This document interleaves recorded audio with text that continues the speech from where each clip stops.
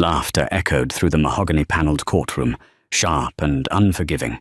Theodore Prescott leaned back in his leather chair, a triumphant smirk plastered across his perfectly stubbled face, while his new fiancée giggled behind a designer handbag. They thought they had backed his quiet, unassuming ex-wife into a corner, leaving her with pennies after a brutal 5-year marriage. They painted her as a lazy parasite, a footnote in his brilliant success story. But arrogance breeds profound blindness. What Theodore and his high-priced legal team failed to realize was that the woman sitting silently across the aisle wasn't a helpless victim. She was the apex predator. The air inside courtroom 302 of the Manhattan Family Court was thick with an unsettling blend of expensive cologne and palpable malice. Dust motes danced in the harsh beams of morning sunlight that sliced through the tall, arched windows, illuminating the sharp divide between the two tables. At the petitioner's table sat Theodore Prescott. Clad in a custom 3-piece Tom Ford suit that screamed new money, Theo looked less like a man navigating the dissolution of a marriage, and more like a CEO about to close a hostile takeover.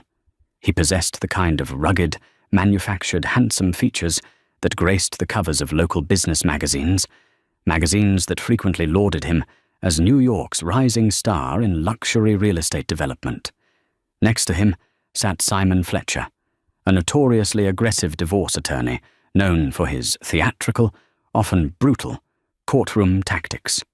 Directly behind Theo, occupying the front row of the gallery, was his personal cheering section. There was his mother, Beatrice Prescott, her neck weighed down by pearls, casting disdainful glares across the aisle. Beside her sat Chloe Sinclair, Theo's 24-year-old fiancée. Chloe was a former social media influencer turned interior design consultant, a title Theo had bought for her. She was busy checking her reflection in the dark screen of her phone, occasionally pausing to shoot a haughty, pitying look at the woman she was replacing. And then there was Madeline Hayes. Sitting completely still at the respondents' table, Madeline presented a stark contrast to the circus across the room. She wore a simple, unbranded, beige-tailored suit. Her dark hair was pulled back into a neat, unassuming chignon, and her face was stripped of makeup, save for a hint of lip balm. To the casual observer, she looked defeated, a woman entirely out of her depth. To Theo, she looked exactly as she always had, ordinary, unimaginative, and entirely dependent on his brilliance.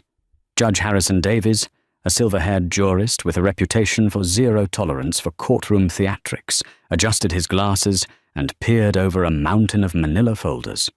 "All right, counsel.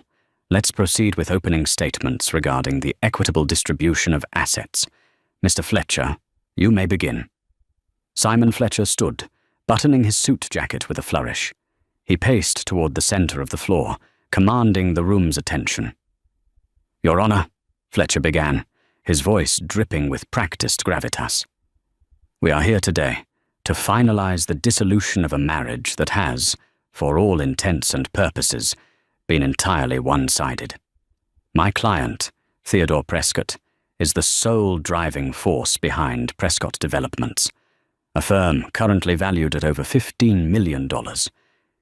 He is a self-made man who has poured his blood, sweat, and tears into building an empire." Fletcher paused, turning slowly to gesture dismissively toward Madeline. "And what, Your Honor, was the respondent's contribution to this empire?" Over the course of their 5-year marriage, Ms. Hayes engaged in what can generously be described as light freelance bookkeeping. She operated a vaguely defined consulting shell, Zenith Consulting, from the comfort of their couch. She contributed no capital. She brought in no clients. Her annual reported income barely scratched $30,000. She was perfectly content to ride the coattails of my client's relentless ambition. A quiet snicker erupted from the gallery. Chloe covered her mouth, her shoulders shaking with suppressed laughter. Theo reached back, gently squeezing Chloe's hand, his eyes locked on Madeline with a mixture of triumph and absolute contempt. "Therefore," Fletcher continued, his tone turning sharp, We respectfully submit that the respondent is entitled to nothing beyond the premarital assets she brought into this union, namely, a 2018 Honda Accord and her personal savings. My client will retain full ownership of the Park Avenue penthouse, the vehicles, and 100% equity in Prescott Developments. To grant her anything more would not be an equitable distribution. It would be a state-sanctioned robbery. Fletcher returned to his seat, looking thoroughly pleased with himself. Theo patted his lawyer on the back. It was a masterclass in character assassination, designed to humiliate Madeline into taking a pitiful settlement just to make the ordeal stop. Judge Davies turned his weary gaze to the respondent's table. Mr. Caldwell, are you prepared to offer an opening statement? Benjamin Caldwell, Madeline's attorney, was a man in his late 60s. He didn't have Fletcher's flashy suits or dramatic pacing. He simply stood up, his demeanor entirely unbothered. Your Honor, Caldwell said softly, his voice carrying a quiet authority. We have no opening statement at this time. We are perfectly content to let the financial records speak for themselves. We only ask that the court examine the entire scope of the marital estate and the entities that fund it very, very closely. Theo scoffed audibly. What entities? Her knitting club? He muttered to Fletcher, loud enough for the first row to hear. More chuckles rippled through the gallery. Madeline didn't flinch. She simply picked up her pen, made a small note on her legal pad, and waited. The trap had been set years ago. Today, the jaws were finally going to snap shut. The morning dragged on as the court waded through the tedious waters of financial discovery. Simon Fletcher was relentless, treating the proceedings less like a legal inquiry and more like a public roasting. His strategy was clear: parade Madeline's apparent poverty before the court to prove she had no financial acumen, thereby solidifying Theo's claim as the sole breadwinner. Let us turn our attention to Exhibit D, Fletcher announced loudly, waving a bank statement in the air. This is the primary checking account for Ms. Hayes. Your Honor, the balance as of the date of filing was exactly $4,250.72. He turned toward Madeline, his eyes gleaming with malice. Ms. Hayes, can you confirm this is your primary, personal checking account? Madeline looked up calmly. Yes, Mr. Fletcher. That is one of my accounts. One of them? Fletcher laughed, a harsh, grating sound. Are we to believe you have millions stashed away in an offshore haven, Ms. Hayes? Because according to your tax returns, your little business, Zenith Consulting, operated at a net loss for the first 3 years of your marriage. Is that correct? Zenith Consulting is a holding and management entity, Madeline replied, her voice steady and perfectly modulated. Its primary function early on was not generating immediate liquid profit. Of course not, Fletcher sneered. Its primary function was giving you an excuse to stay home while my client worked 18-hour days. Your Honor, my client's firm, Prescott Developments, cleared over $4 million in pure profit last year alone. He has just secured a massive partnership with a private equity firm that guarantees his company's expansion into commercial high-rises. He is a titan of his industry. To suggest that a woman who cannot maintain a personal bank balance of $5,000 is entitled to half of his multi-million-dollar empire is offensive to the very concept of justice. In the gallery, Beatrice Prescott leaned over to Chloe. Finally, the gold digger gets put in her place, she whispered, her voice carrying through the quiet room. Theo leaned back, crossing his arms over his chest. He felt invincible. He had planned this divorce for months, carefully transferring liquid cash into the business, inflating his corporate expenses, and securing his new private equity deal to ensure his net worth looked tied up and inaccessible to his wife. He had outsmarted her. He was a genius. Nothing further for this witness, Your Honor, Fletcher declared proudly. Judge Davies nodded. Mr. Caldwell, your witness. Benjamin Caldwell slowly rose to his feet. He walked to the center of the room, adjusting his reading glasses. I have no questions for my client at this time, Your Honor. However, I would like to call Mr. Theodore Prescott to the stand." Theo practically leapt out of his chair, eager to regale the court with the tale of his own brilliance. He took the oath with a smug smile and settled into the witness box, shooting a wink at Chloe. "Mr. Prescott," Caldwell began, his tone almost conversational, "you have painted a very impressive picture of your business acumen today. You are the sole founder and CEO of Prescott Developments, correct?" "That is correct," Theo said proudly. "And you consider yourself highly successful." "The numbers speak for themselves, Mr. Caldwell. I took out a small business loan 5 years ago, and I turned it into a powerhouse. I hustle. I don't sit around waiting for handouts." He shot a pointed look at Madeline. "Commendable," Caldwell noted, shuffling his papers. "Now, you recently restructured your company's debt, did you not? Your attorney mentioned a massive partnership." Theo puffed out his chest. "Yes, real estate is capital intensive. I recently secured a strategic buyout of my debt and a fresh injection of capital from a top-tier private equity fund, Obsidian Vanguard. They recognized my potential. They bought out the mortgages on my 3 largest development sites and gave me full operational control to build my vision." "Obsidian Vanguard," Caldwell repeated the name slowly, tasting the syllables. "A very prestigious firm. Based in London, if I recall." "They have offices globally," Theo corrected, relishing the chance to sound sophisticated. "They don't just invest in anyone. They require a rigorous audit. They invest in winners." "I see," Caldwell said. He walked back to his table and picked up a remarkably thick, heavily sealed binder. "And as part of this deal with Obsidian Vanguard, you signed over the collateral deeds to your properties in exchange for the capital injection and a salary, while retaining an equity stake. Is that an accurate summary?" Fletcher stood up. "Objection, Your Honor. The specifics of my client's corporate contracts are proprietary and irrelevant to the equitable distribution of his personal marital assets."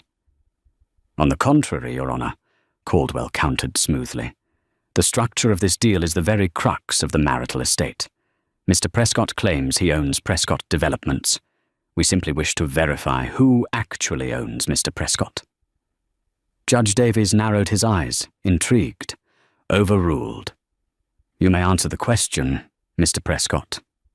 Theo scowled, his confidence dipping slightly, though his arrogance remained firmly intact. "Yes. Obsidian Vanguard holds the debt collateral. It's standard business practice. It doesn't mean I don't own my company."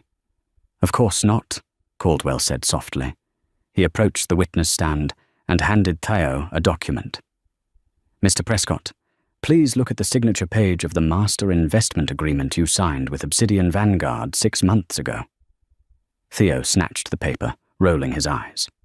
"I've seen it 100 times. Could you read the name of the authorized signatory for Obsidian Vanguard?" Theo sighed loudly, bringing the paper closer. "It's signed by the regional director, J. Vance. Wait. No." He squinted. "The countersignature for the parent holding company is M. Hayes." Theo froze. His eyes darted from the paper to Madeline, who was looking back at him with a gaze as placid and unreadable as a deep lake. A ripple of nervous energy swept through the courtroom. In the gallery, Chloe stopped looking at her phone. "M. Hayes," Theo repeated, his voice suddenly lacking its earlier boom. He forced a laugh. "It's a common name. What is this? A joke?" "Let's explore that," Caldwell said, his voice dropping into a register of cold, absolute precision. "Let's talk about jokes, Mr. Prescott." "Your Honor," Caldwell said, turning his back on Theo and addressing the judge directly. "My client, Madeline Hayes, did indeed run a company called Zenith Consulting from the couch of her shared apartment. Mr. Fletcher was entirely correct about that." Caldwell pulled another document from the heavy binder and handed a copy to the judge, and another to a suddenly pale Simon Fletcher. "What Mr. Fletcher failed to uncover in his rather sloppy discovery process," Caldwell continued, is that Zenith Consulting is not a freelance bookkeeping service. It is a private wealth management shell established by my client prior to the marriage to manage her personal family trust and her subsequent venture capital investments. Theo gripped the edges of the witness box. Objection?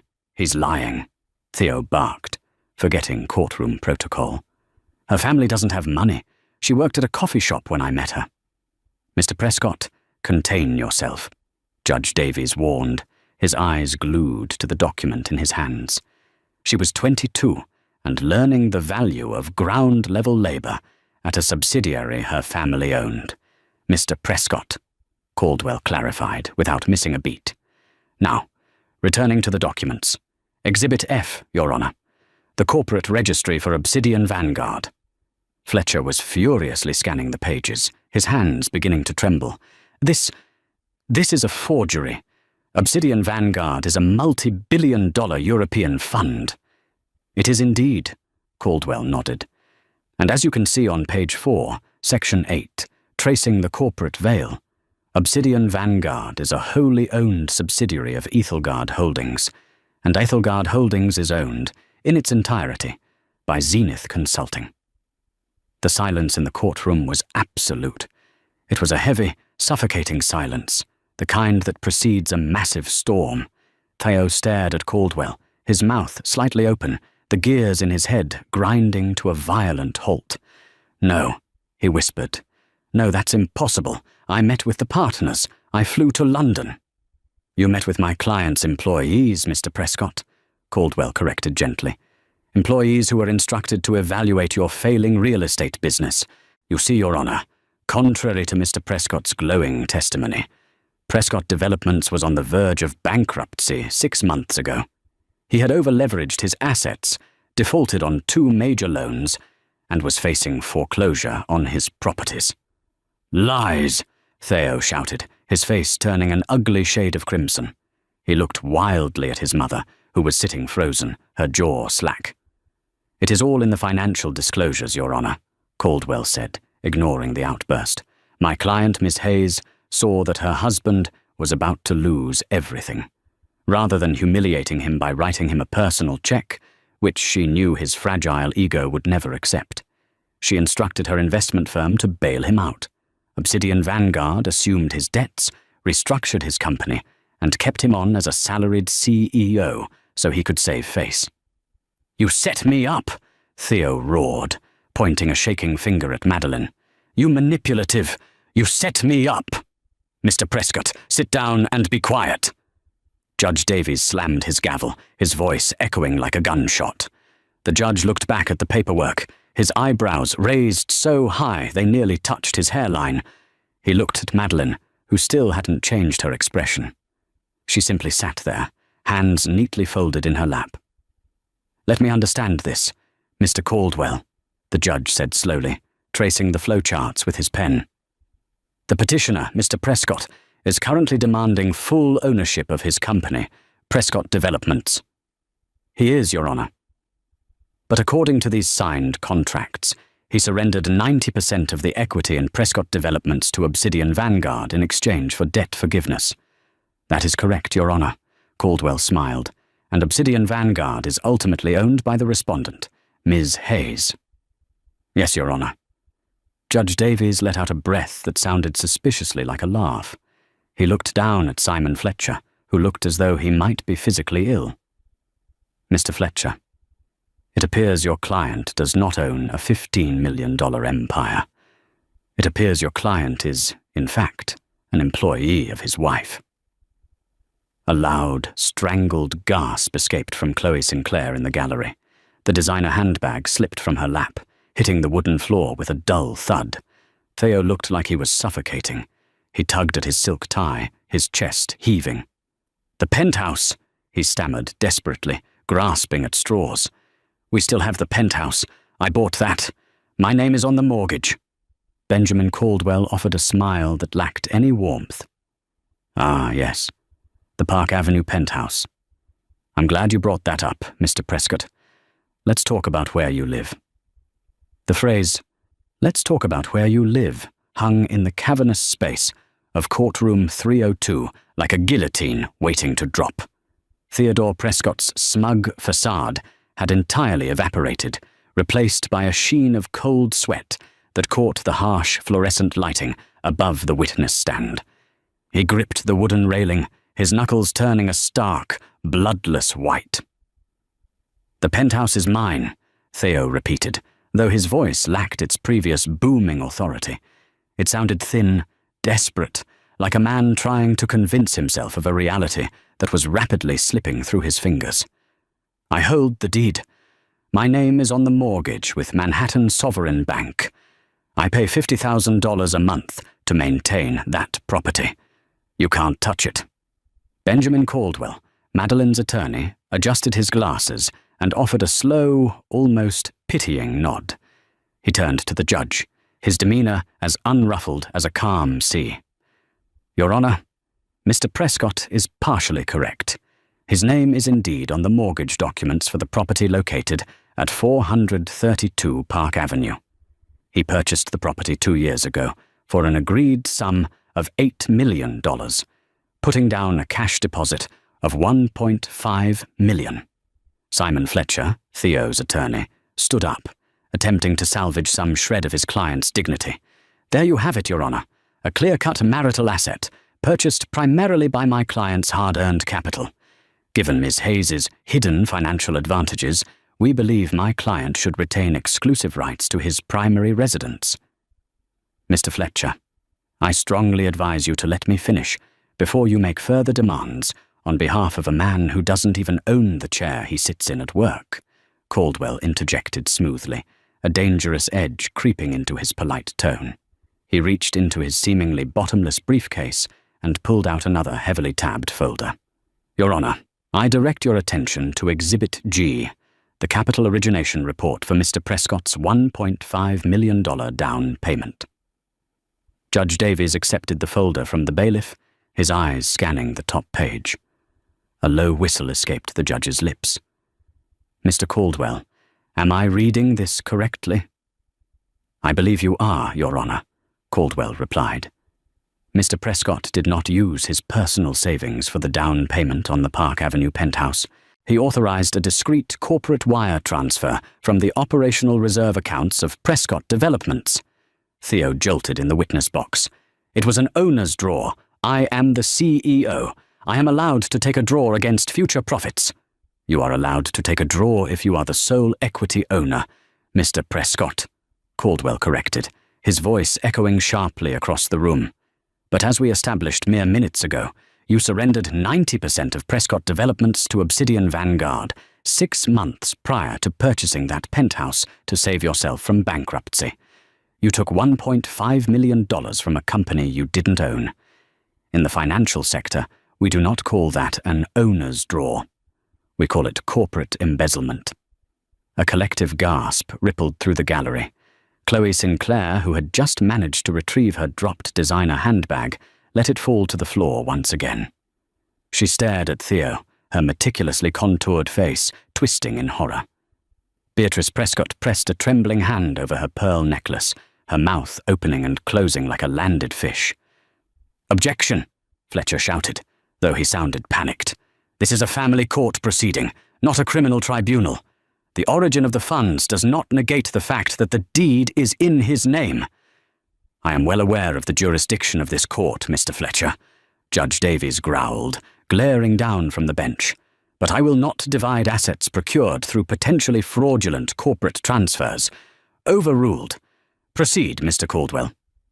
"Thank you, Your Honor," Caldwell said, turning his attention back to the sweating man in the witness box. "Mr. Prescott, let us move past the illegal down payment and discuss the mortgage itself. You stated your mortgage is held by Manhattan Sovereign Bank." "Yes," Theo spat out, glaring at Madeline, who was calmly observing a speck of dust on her beige sleeve. "A legitimate, global financial institution, not one of her fake shell companies." "Manhattan Sovereign Bank is indeed legitimate," Caldwell agreed, pacing slowly in front of the respondent's table. "However, high-risk, high-value mortgages, like an $8 million loan given to a man whose company was recently bailed out, are rarely held by the issuing bank. They are bundled and sold to private equity trusts on the secondary market to mitigate risk.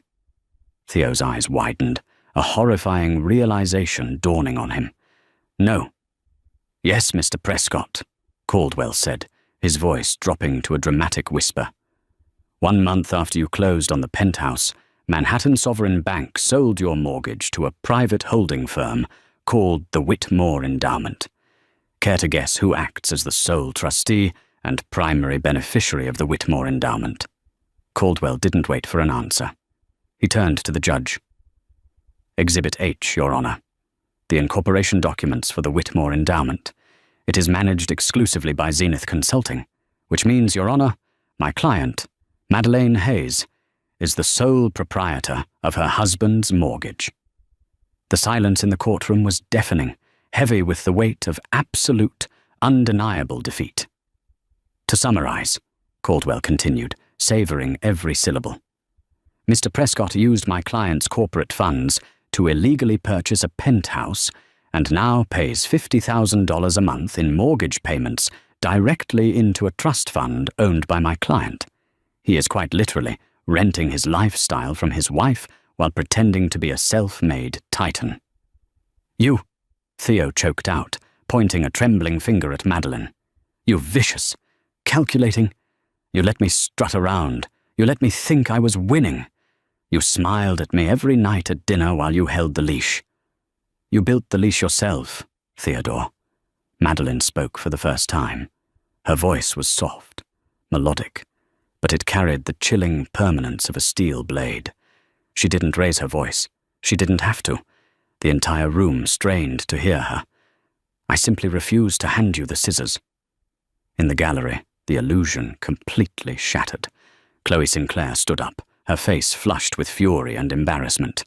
You're broke, she shrieked, ignoring the bailiff's immediate warning look.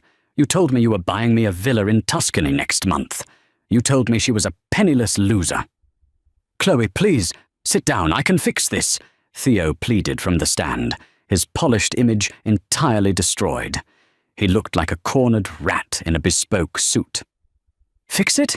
You're a fraud, Theo, Chloe yelled, grabbing her coat.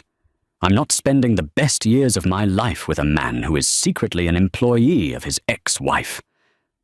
With the clatter of expensive heels, Chloe stormed out of the courtroom, leaving the heavy wooden doors swinging in her wake. Beatrice Prescott burst into tears, burying her face in her hands. The golden boy of the Prescott family had just been publicly, thoroughly, and legally dismantled. Simon Fletcher was a shark, but even sharks know when there is blood in the water. And right now, he was bleeding out alongside his client. He ran a hand over his receding hairline, frantically flipping through his legal pad, searching for any possible lifeline. Your Honor, Fletcher began, his voice lacking all of its previous theatrical bravado. He sounded tired, defeated. If the court accepts these documents as valid, which we will naturally need to verify independently, it appears there is a significant disparity in wealth between the two parties. Judge Davies raised a single, cynical eyebrow. That is the understatement of the century, Mr. Fletcher. Where are you going with this? Fletcher cleared his throat, avoiding eye contact with Theo. Given the staggering hidden wealth of the respondent, Miss Hayes, we would like to formally pivot our requests. If my client is to leave this marriage without his company or his primary residence, we argue that he is entitled to substantial spousal support. For 5 years, he was led to believe he was the primary breadwinner, taking on massive stress. Miss Hayes has the means to ensure he maintains the standard of living he has become accustomed to. A dry, echoing laugh escaped from Benjamin Caldwell. He didn't just chuckle, he laughed from his chest, shaking his head. Mr. Fletcher, you are truly a marvel of audacity. You spent the first hour of this trial calling my client a parasite, and now you are begging her for an allowance? It is a standard legal precedent in high-net-worth divorces, Fletcher snapped, his face reddening. It is, Caldwell agreed, stepping back to his table, except for one minor detail, a detail that your client, in his infinite wisdom, insisted upon before he would even walk down the aisle. Caldwell pulled a single, slim document from his briefcase. It wasn't in a binder. It was protected in a clear plastic sleeve. He held it up to the light. "Your Honor, I present Exhibit 1. The prenuptial agreement, drafted entirely by Mr. Prescott's previous legal counsel, signed and notarized 3 weeks before their wedding." Theo sank lower in his chair, putting his head in his hands. He remembered the document. He remembered demanding it. At the time, his real estate business was just getting off the ground, and he was terrified that his quiet, unambitious fiancée would try to steal half of his future millions if things went south. "Let me read Section 4, Paragraph B, for the benefit of the court," Caldwell said, adjusting his glasses. "In the event of a dissolution of marriage, both parties explicitly waive any and all rights to spousal support, alimony, or maintenance, regardless of any disparity in income or accrued wealth during the marriage. What is his remains his. What is hers remains hers." Caldwell looked up, a triumphant gleam in his eye. Mr. Prescott was very adamant about this clause. He wanted to protect his empire from a woman he deemed financially illiterate. He locked himself into an ironclad agreement that prevents him from touching a single cent of her money. Judge Davies read over the copy provided to the bench, nodding slowly. "It appears airtight, Mr. Fletcher.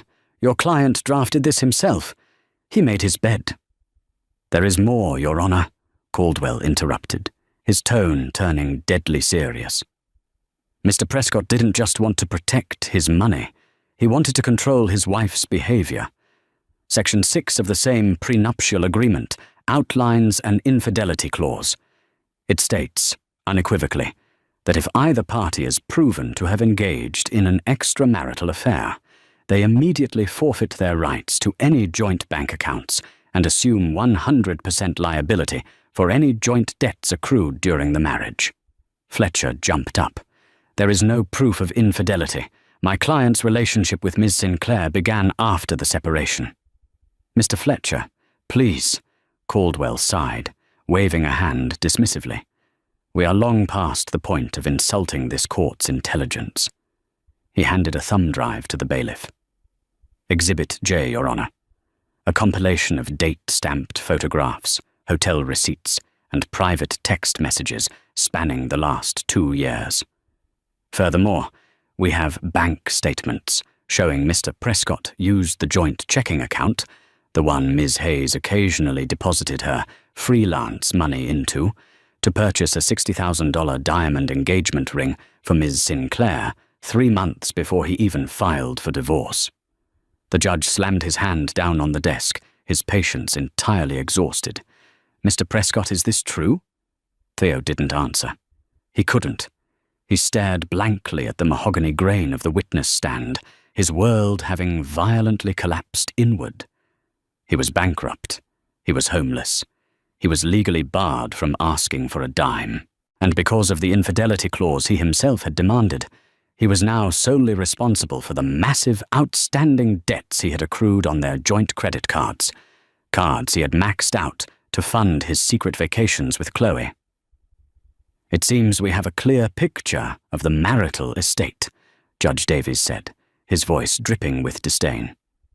"But before we conclude, there is one question that remains, Mr. Caldwell. We have established that Miss Hayes owns a massive corporate portfolio through Zenith Consulting. For the official court record, and for the final calculation of the separation of unmingled assets, what is the actual origin of the respondent's wealth? Who exactly is Madeleine Hayes?" Caldwell smiled, turning to look at his client with a look of profound respect. "Your Honor, Madeleine Hayes is legally Madeleine Hayes Garrison. She is the eldest granddaughter of the late Silas Garrison, founder of Garrison Global Logistics." A shocked murmur swept through the courtroom, even catching the stenographer off guard. Garrison Global Logistics was one of the largest shipping and freight conglomerates in the world. Their ships controlled major trade routes. Their warehouses dotted every major continent. "Upon her grandfather's passing," Caldwell explained, Ms. Hayes inherited a controlling 40% stake in the Garrison Family Trust. While she prefers to live quietly and manage her investments privately through Zenith Consulting, her verified net worth, independent of her family's liquid assets, is currently estimated at $4.2 billion. Theo's head snapped up. "Billion," he whispered, the word tasting like ash in his mouth. "You're a billionaire?" Madeline finally stood up. She didn't look angry or triumphant or vindictive. She looked remarkably peaceful. She walked slowly toward the center of the room, her simple beige suit suddenly looking more commanding than any designer gown. "I loved you, Theo," Madeline said, her voice clear and resonant, cutting through the silence of the courtroom. "When we met, I was exhausted by people who only saw me as a walking bank vault. I wanted someone who loved me for me. So, I hid my name. I hid my trust. I gave you the space to be the man you claimed you wanted to be." She paused, looking down at him, her eyes filled with a cold, tragic finality. "But you didn't just want to be successful, Theo. You wanted to be superior. You used my silence to build a pedestal for yourself, and you built it by stepping on my neck. You took my quiet support as weakness. You flaunted your fabricated wealth. You belittled me to your friends. And you paraded your mistress around town, all while secretly stealing from a company I bought to save you from ruin." Madeline turned to the judge. "Your Honor, I ask for nothing from this court. I concede the 2018 Honda Accord to Mr. Prescott, as I believe he will need reliable transportation to his new job, wherever that may be. I will keep my personal assets, as outlined in the prenuptial agreement he so viciously demanded, and I ask that this marriage be dissolved immediately." Judge Davies looked at Madeline with a mixture of awe and deep respect. He raised his gavel. "In my 30 years on the bench, I have never witnessed a more thorough or deserved dismantling of a petitioner's case," Judge Davies declared, his voice booming. "The prenuptial agreement is upheld in its entirety.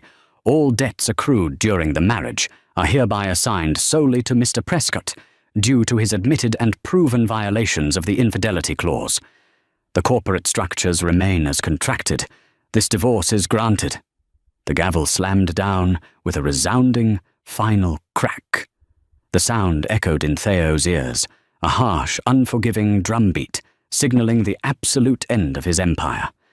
He sat frozen in the witness box, a man who had tried to play God in a puddle, only to realize he had been swimming in his wife's ocean all along. The echo of Judge Davies's gavel seemed to linger in the air long after the courtroom had emptied. Theodore Prescott sat paralyzed at the petitioner's table, a monument to his own shattered hubris. Simon Fletcher, his once ferocious attorney, was uncharacteristically silent as he aggressively shoved legal pads and files into his leather briefcase. Fletcher didn't offer a word of consolation. He simply snapped the brass latches shut, shot Theo a look of profound irritation, and walked out. Fletcher knew he would likely never see the final billable hours for this disaster. Theo finally forced his legs to move. He stumbled out of the mahogany double doors and into the harsh fluorescent lighting of the courthouse hallway. His mother, Beatrice, was pacing near the elevators, her face pale, and her expensive silk scarf clutched anxiously in her fist. "Theodore," she hissed, grabbing his arm as he approached. "Tell me this is a joke. Tell me you have a contingency fund. My Platinum American Express was just declined for a simple cup of coffee at the kiosk downstairs. They said the account was frozen." Theo stared at her, the reality of the situation finally piercing through his shock. The joint accounts. Madeline had frozen them the moment the gavel fell, a right secured by the very infidelity clause he had insisted upon. The $60,000 engagement ring from Cartier, the first-class flights to St. Barts with Chloe, the lavish dinners at Le Bernardin. All of it had been charged to the joint high-yield credit accounts. He was now solely liable for over $400,000 in unsecured consumer debt, and he possessed absolutely zero liquid assets to service it. I have to make a call," Theo muttered, pulling his smartphone from his pocket. His hands were shaking so violently he could barely unlock the screen. He dialed the direct line to his private wealth manager at J.P. Morgan Chase. The line rang twice before a polite, automated voice informed him that his access had been suspended pending a legal asset transfer, directing him to a generic customer service queue. He hung up, the blood draining completely from his face. "We need to go to the Penthouse," he told his mother, his voice cracking. "My clothes, my watches, the Rolex collection. I can liquidate the watches. They're worth at least $200,000. They rushed out of the courthouse, bypassing the waiting black town car that Theo had arrogantly assumed would take him to a victory lunch. The driver had already received a cancellation notice from Zenith Consulting. Instead, Theo and Beatrice were forced to hail a yellow cab, sitting in stunned silence as it fought through the gridlocked midtown Manhattan traffic. When they arrived at 432 Park Avenue, the sleek, minimalist lobby felt as intimidating as a fortress. Theo marched past the reception desk, heading straight for the private elevator banks. "Mr. Prescott, a moment, please," a voice called out. It was Henderson, the head concierge. Henderson was a man who had silently endured Theo's condescending demands for 2 years. Today there was a noticeable lack of deference in his posture. "Not now, Henderson. I'm in a hurry," Theo snapped, swiping his key fob against the elevator's security panel. The light blinked an angry, solid red. He swiped it again. Red. "The fob has been deactivated, sir," Henderson said, stepping smoothly between Theo and the elevator doors.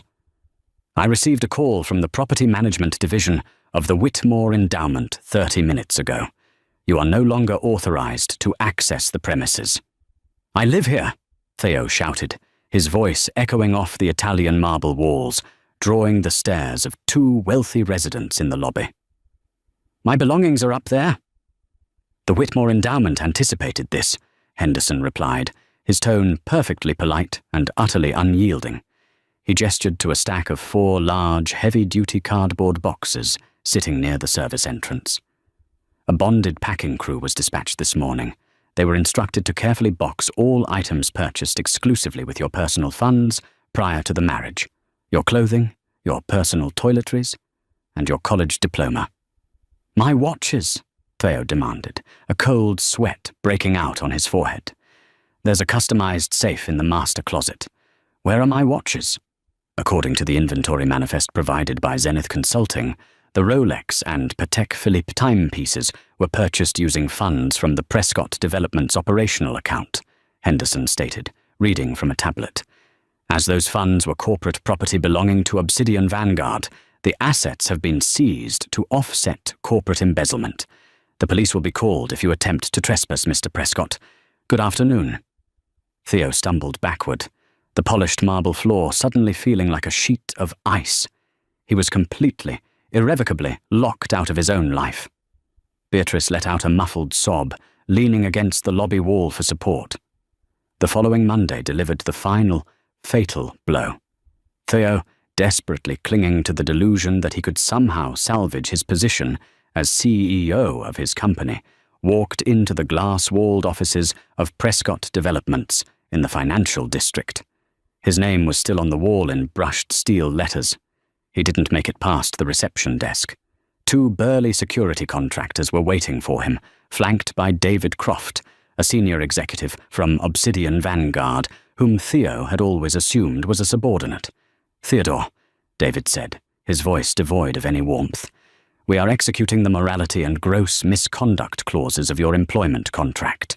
The court record from Friday regarding your unauthorized withdrawal of $1.5 million for personal real estate constitutes criminal embezzlement. Vanguard Urban, the new name of this firm, effective today, is terminating your employment immediately. We are seizing your remaining 10% equity to partially cover the stolen funds, and we reserve the right to press criminal charges should you ever violate the non-disclosure agreement regarding this company." David handed a stunned Theo a thin manila envelope. Inside is the title and keys to a 2018 Honda Accord, legally transferred to your name per the divorce decree. It is parked in the basement loading dock. You have 5 minutes to leave the building." In the span of 72 hours, Theodore Prescott had gone from a self-proclaimed titan of Manhattan real estate to an unemployed, homeless man drowning in $500,000 of credit card debt, whose only asset was a 6-year-old sedan. 6 months later, the biting chill of late October swept through the Hudson Valley, turning the dense foliage into a brilliant, fiery tapestry of crimson and gold. The Garrison family estate, a sprawling limestone manor built in the 1920s by Silas Garrison, sat quietly amidst 400 acres of private woodlands. It was a place where old money whispered rather than shouted, defined by generations of quiet accumulation rather than flashy, momentary triumphs. Madeline Hayes sat on the expansive rear terrace, a steaming cup of Earl Grey tea resting on the weathered wrought-iron table beside her. She was wrapped in a thick, cream-coloured, Loro Piana cashmere sweater and faded denim, a profound visual departure from the rigid, tailored armour she had worn during the trial. She was not poring over complex financial spreadsheets, nor was she plotting further vengeance against the man who had tried to ruin her. She was simply reading a hardcover biography, listening to the rhythmic, soothing rustle of the ancient oak trees shedding their leaves. The brutal, suffocating war was finally over, and the resulting silence was exquisite. The heavy, soundproofed glass door sliding open broke the absolute tranquility of the morning. Benjamin Caldwell, her attorney, and the long-time chief legal strategist for the Garrison Family Trust stepped out onto the terrace. He carried a battered leather portfolio, though his demeanour was entirely relaxed, lacking the sharp, predatory edge he possessed in a courtroom. "Good morning, Madeline." Benjamin smiled, pulling out a chair and taking the seat opposite her. "The air up here in Dutchess County is infinitely better than the smog choking Wall Street this morning." "It usually is, Ben," Madeline replied, carefully marking her page and setting the book down. "To what do I owe the pleasure of a house call? I thought the quarterly reviews for Zenith Consulting and the broader trust weren't scheduled until the second week of November." "They aren't," Benjamin said, opening the portfolio and extracting a remarkably thin stack of papers. "But there were a few final administrative loose ends regarding the dissolution of Vanguard Urban's legacy debts, specifically the restructuring of the commercial loans tied to the properties in Brooklyn. I thought you might appreciate a personal update, given the rather dramatic nature of the acquisition." Madeline took a slow sip of her tea, her expression remaining beautifully neutral. Vanguard Urban is thriving under David Croft's leadership. Once we eliminated the bloated marketing budget and severed the absurd expense accounts Theodore had established to maintain his image, the profit margins stabilized almost immediately. "How is the new high-rise project in Greenpoint proceeding?" "Ahead of schedule, remarkably," Benjamin nodded, tapping a financial summary sheet. "Croft partnered with Cushman and Wakefield for the commercial leasing, and they've already secured 2 anchor tenants for the ground-level retail space. Furthermore, we finally managed to liquidate the completely unnecessary luxury assets Mr. Prescott had acquired under the corporate umbrella. We dissolved the NetJet's fractional ownership and sold the fractional yacht membership in Miami. The recovered capital was immediately injected back into the construction budget." "A brilliant salvage operation," Madeline noted softly. "It is amazing how quickly a company can turn a profit when the CEO isn't actively looting the operational reserves to fund a fantasy." "Indeed," Benjamin agreed, but a faint, distinct trace of amusement began to dance in his eyes. He pulled out a single, heavily stamped sheet of paper from the back of his folder. "However, the commercial real estate market wasn't the only reason I drove up here today. I received a final notification this morning from Midland Credit Management, the debt collection agency handling the unsecured joint credit cards." Madeline's posture didn't shift, but her eyes locked onto the document. "And?"